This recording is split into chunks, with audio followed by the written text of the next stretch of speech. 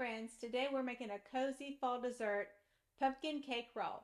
Make sure you stay to the end of this video so you can catch my tips that will give you a boost of confidence when making your pumpkin roll cake.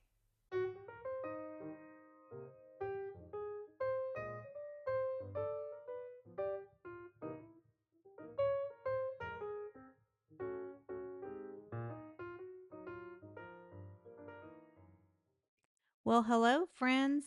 Today we are talking about pumpkin cake rolls.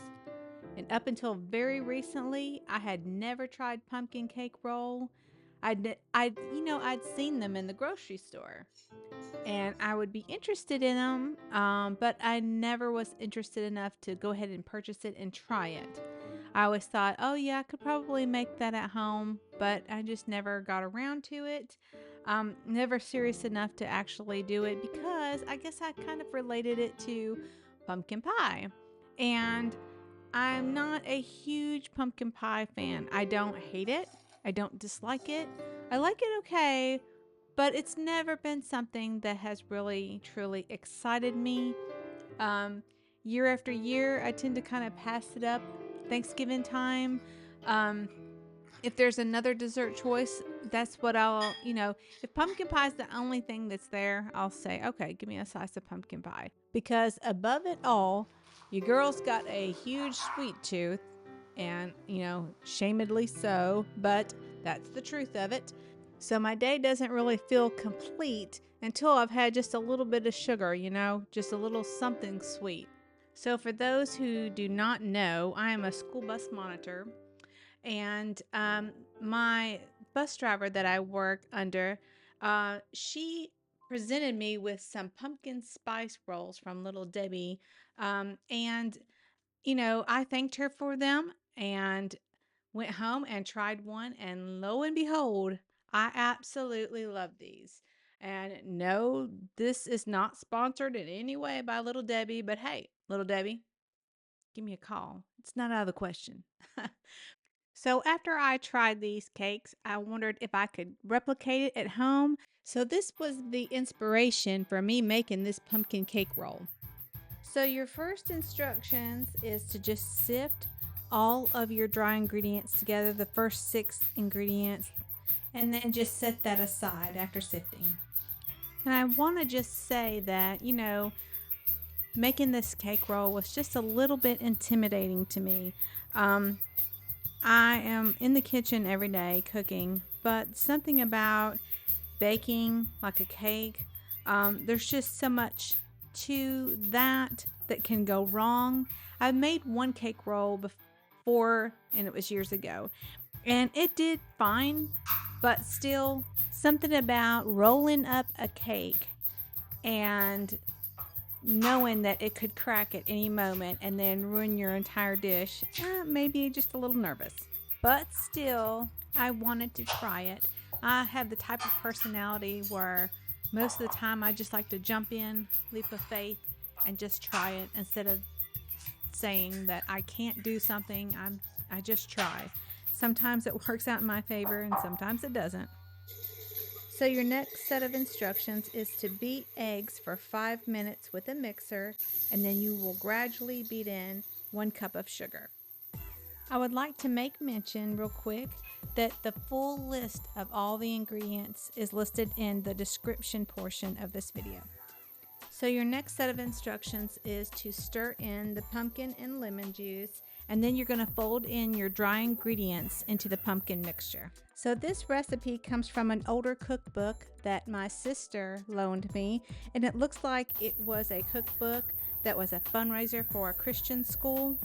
And I just love going through older recipes anyway, though, because I find that some of them are so creative. Some of these older recipes came from wartime or the Depression times when things were rationed, and people had to be creative and step out of their comfort zone and just create meals and desserts from just whatever they had available.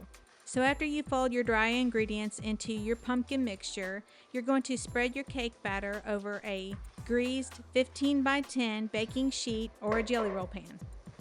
Now, this is completely optional, but if someone wanted to put nuts or something like that in their pumpkin cake roll, this would be the time to do it. Right before it goes into the oven, baking at 15 minutes at 375. So at this point, you're going to want to roll your cake up while it's still pretty warm. Now, the cake roll recipe that I had done before, including this one, um, instructed to transfer the cake to a towel and roll it up. But I have always wanted just to see what it would be like if I just went ahead and rolled it up in the parchment paper. So I decided to do that this time with this cake. After rolling your pumpkin cake roll, you're going to want to put it in the refrigerator to cool off for at least 1 hour. Okay, and while your cake is in the fridge chilling out, go ahead and get your ingredients together for your filling or your icing.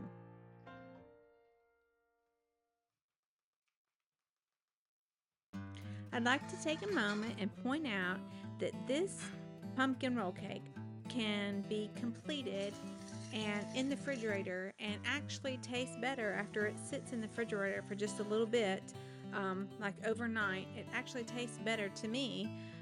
So it's one of those cakes or desserts that if you wanted to make this for Thanksgiving as a replacement or even addition to your pumpkin pie, you can complete it and put it in the refrigerator, and it's one dish that's kind of, off of your list that it's done and completed, and gives you just a little bit of break for Thanksgiving Day when you've got so many other things that's going on.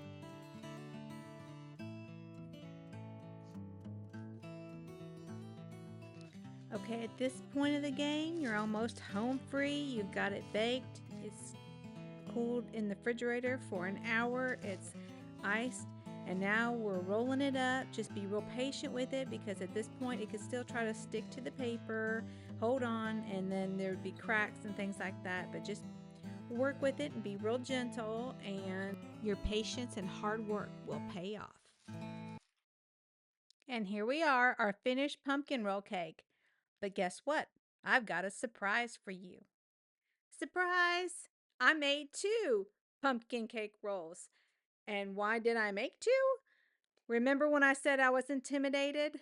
Yeah, I really truly was. So I went ahead and made two of them. This is cake number one that we just finished. I didn't really like the looks of cake number one because you can't really see the swirled layers. Here's cake number two.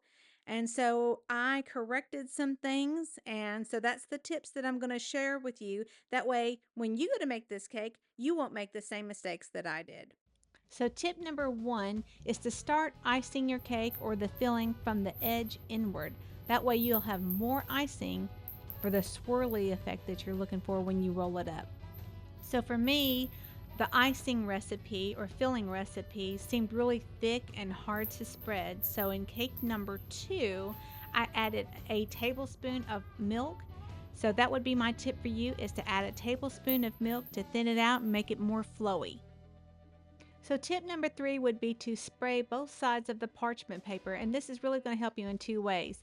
First, see the parchment paper seemed to be trying to stick to my cake from the other side of it. And I was really worried about tears and cracks in the cake, which actually did tear a little bit.